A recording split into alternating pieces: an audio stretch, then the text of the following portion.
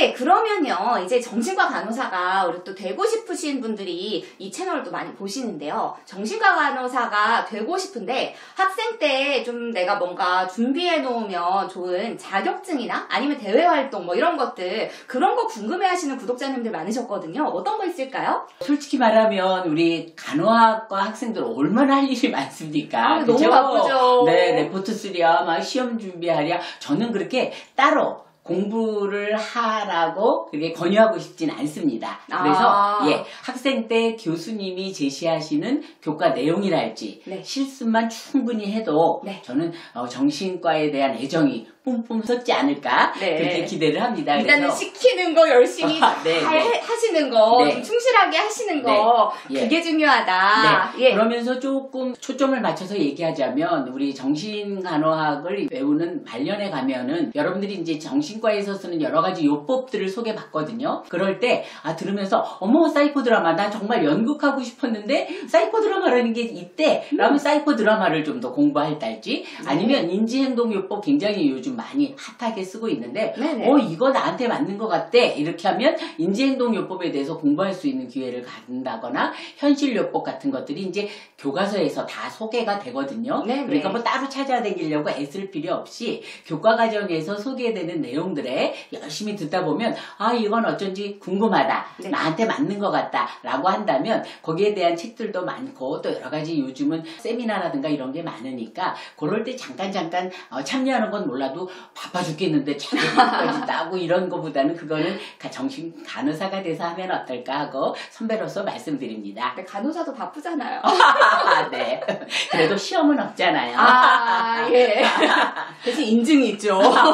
저희 이제 간호학생 선생님들께서 워낙에 또 바쁘기도 하고 성적관리라든지 이런 부분도 굉장히 또 중요한 부분이기 때문에 굳이 자격증 유무 자체가 정신과 간호사가 될 수 없고 뭐 될 수 있고 이런 것에 있어서 아주 결정적이지는 않다. 사실 학생 선생님이 임상에 아직 나가지 않은 상태에서 따실 수 있는 자격증이라든지 이런 것들도 굉장히 또 제한적이기 때문에 너무 욕심 부리시거나 하실 필요는 없다. 교수님께서 이렇게 지도해 주시는 거 충실하게 하시고 혹시라도 뭐 인지행동요법이라든지 뭐 사이코 드라마라든지 이러한 특별한 본인의 관심사가 있다면 관련해서 뭐 세미나를 한번 좀 참석을 하신다든지 아니면은 관련해서 책 같은 것도 그냥 치면 나오거든요. 사이코 드라마, 뭐 인지행동요법 이렇게 치면은 이따만큼 두꺼운 책들이 나와요. 저는 솔직히 앞에 한 20쪽 정도 미리 읽어보고 이게 맞나 싶었던 적도 굉장히 많기는 했거든요. 근데 그런 것들을 이쪽 부분은 내가 관심사가 있는 게 맞나 보다 혹은 이거는 내가 생각했었던 거하고 조금 다른 것 같다 이렇게 좀 느낄 수는 있기 때문에 만약에 관심이 있으시다면은 그렇게 책이라든지 세미나라든지 이런 것들을 좀 찾아보시는 것도 도움이 될 것 같습니다. 그리고 이런 게 어떤 게 있는지는 정신간호학 교수님이 수업을 하실 때 잘 들어보시면은 다 꼭지들이 나옵니다. 그거를 잘 캐치해서 이제 본인의 관심사를 찾아보시는 거 도움이 될 것 같습니다. 조금 더 첨언하자면 예를 들어서 그 아로마 테라피랄지 컬러 테라피 같은 거 요즘 굉장히 유행이거든요. 그런 거에 대해서는 뭐 세미나 같은 거 많이 들을 수 있고 그러니까 다양하게 또 뭐 웃음 치료 이런 것도 병원에서 굉장히 좋아하죠. 뭐 오락요법이랄지 이런 것들 자기가 좋아했던 거 또 요즘은 미술치료, 음악치료 이런 것들은 간호를 베이스로 해가지고 얼마든지 나갈 수 있는 분야이기 때문에 그렇게 준비하시면 되겠습니다. 사실 이게 어떠한 경험이든 정신과 간호사한테는 그 어떤 경험도 다 활용을 하기 나름인 것 같아요. 다 활용이 되거든요. 내가 식물을 좋아하는 식집사야. 그러면은 원예 치료. 내가 책을 좋아해. 독서 치료.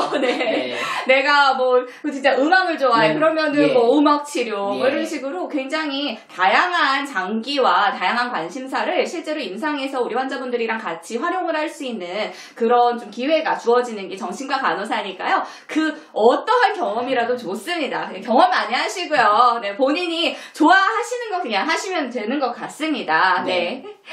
자, 그러면 저희 또 우리 학생 선생님들 진짜 이거 너무너무 궁금해할 것 같아요. 자, 학교를 포함해서, 학교 시험을 포함해서 우리 국가고시를 또 보잖아요.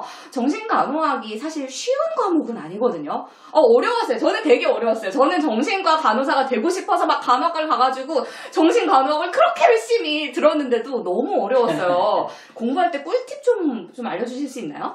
네, 말씀하신 대로 정신간호를 좋아하는 것과 네. 정신간호와 관련된 시험 문제를 잘 푸는 거는 아주 별개의 분야라는 거죠. 네, 정답이 네. 딱 떨어지지 않는 것 같아요. 네. 그럼에도 불구하고 좋은 점은 뭐냐? 문제수가 많지 않다는 거. 네, 그게 이제 우리한테 네. 희망인 거죠. 예. 그렇기 때문에, 기존, 기출 문제를 중심으로 문제 푸는 거를 준비하시면 되겠고요. 풀다 보면, 이게 정신과에서는 답이겠구나. 라고 하는 게 들어옵니다. 안 들어옵니다, 교수님. 안 들어옵니다. 네. 정신간호와 관련된 시험 문제뿐만이 아니고 우리 네. 학생 선생님들한테 제가 시험 공부를 잘할 수 있는 얘기를 이 기회를 빌어서 한다면 네. 우선 본인의 공부 스타일에 대해서 잘 아셔야 삽질 안 하십니다. 공부 네. 스타일. 예. 예를 들어서. 네, 예를 들어서 나는 저녁형 인간이에요. 네. 그래서 저녁 시간에 그냥 얼럿하고 네. 정신이 맑은데 네. 친구가 꼬셔가지고 네. 야, 우리 이러지 말고 자고 내일 아침 새벽에 일찍 일어나서 공부하자 그랬더니 미라클 모닝 하자. 네, 그래서 얼떨떨하면서 이제 같이 잤는데 다음날 친구는 일찍 일어나서 시험 공부를 성공적으로 했는데 저녁형 인간인 나는 네. 폭망했다 이거죠. 그렇죠. 네, 그래서 어느 시간대 내가 집중이 잘 되는지 파악하셔야 되고요. 네. 또 학생들을 지도하다 보니까 꼭 반드시 도서관이 효과적이진 않더라고요. 예를 들면 저 같은 경우도 이 칸막이가 돼 있는 도서관이 공부하는 데는 가면 답답해서 뛰쳐나가고 싶어요. 그러니까 내가 공부가 잘 되는 장소가 칸막이가 돼 있는 도서관인지 아니면 비어있는 강의실인지 아니면 카페인지 제가 들판인지 네. 자연 속인지. 네. 제가 지도했던 학생 중에는 카페를 또 똑같은 카페를 가면 네. 세 번째 가면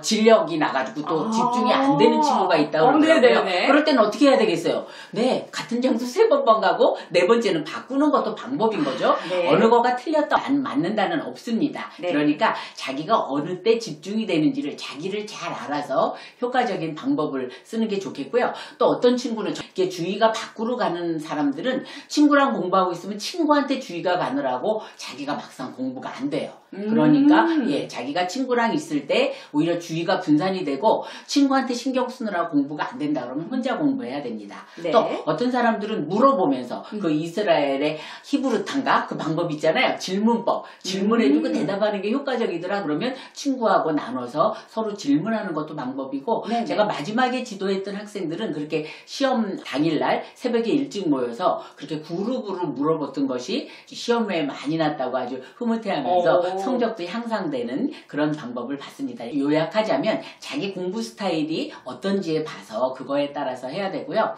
이제 국시가 다가오면 학생들 중에는 불안도가 좀 높아가지고 친구들 다 붙을 것 같은데 자기만 떨어질 것 같은. 저 그랬어요. 네, 저 네, 진짜 네. 그랬어요. 아, 제가 그러셨군요. 성적이 나쁘지 않았거든요. 네, 저 네, 장학금 받으면서 네, 다녔는데 네, 네. 떨어질 것 같은 네, 거예요. 자기만 떨어질 것 같은 그런 생각이 들죠. 그래서 그때는 제가 이제 이렇게 면담을 하고 차라리 학교에 나와서 친구들하고 공부하다 보면 불안도가 좀 내려가거든요. 네. 왜냐하면 불안이라는 게 우리 세인 선생님 잘 네. 아시다시피 혼자 있을 때 이게 올라가잖아요. 네, 그러니까 네. 차라리 나와서 친구들하고 나 불안해서 공부 안 돼 그랬더니 나도 그래. 나만 그런 게 아니구나를 확인해서 불안도를 낮추는 것도 하나의 방법이라고 생각이 듭니다. 그렇죠. 불안이 나의 속에만 있으면 사실 그게 걷잡을 수 없이 좀 네, 커질 네, 수 네. 있는데 그거를 그냥 끄집어내서 입 밖으로 그냥 버벌라이제이션 네. 한다고 하잖아요. 나 너무 불안해. 니들 다 간호사 됐는데 나만 재수하면 어떡하냐.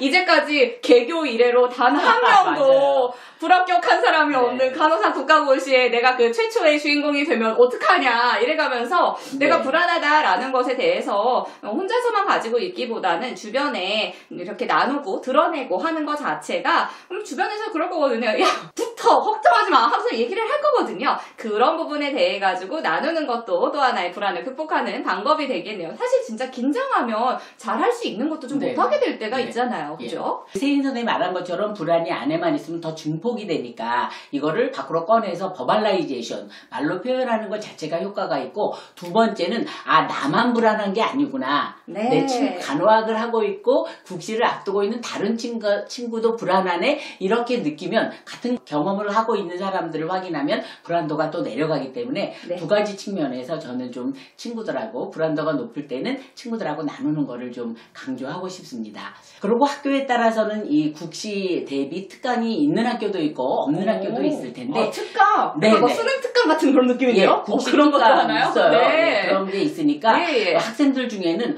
특강 들으러 가고 또 끝나면 오고 이 왔다 갔다 하는 시간은 허비할 것 같아서, 시간을 많이 쓰는 것 같아서 시간 아까워서 안 오는데 그렇지 않습니다. 제가 보기에는 이 특강이라는 게 마련이 됐다면 그 과목에 특화된 교수님이 정말 쪽집게 가외를 하는 식의 하니까 네네. 혹시 특강이 마련되어 있는 학교라면 오고 가는 시간 아깝다고 그냥 집에서 뭉개다가 그냥 아무 이득 없이 하루 보내지 마시고요. 특강 나와서 꿀팁을 많이 나누시기 부탁드립니다.